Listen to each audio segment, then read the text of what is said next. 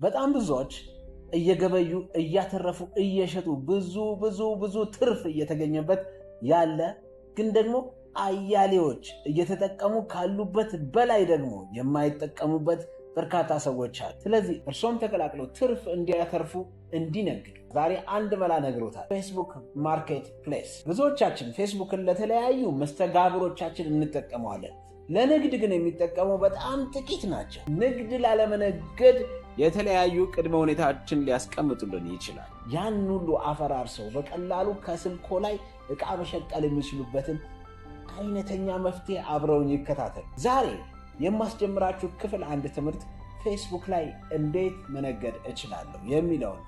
ምንድነው የምናደርገው? መጀመሪያ እንግዲህ መሰረታዊ ነገር ፌስቡክ አካውንት ያስፈልገናል።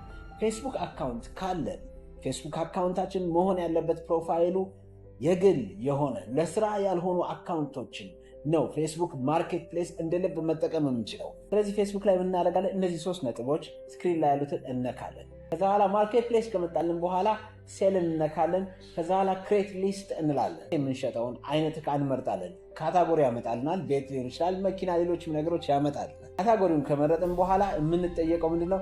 ፎቶ ይጠይቀናል። ፎቶ ሲጠይቀን ፎቶ እንዴት ማንሳት አለብን፣ ምን አይነት ፎቶ ነው ፕሮፐር የሆነው የሚለው በጣም መሰረታዊ ነገር ነው። ምክንያቱም ከፍትፍቱ ፊቱ ይባላል።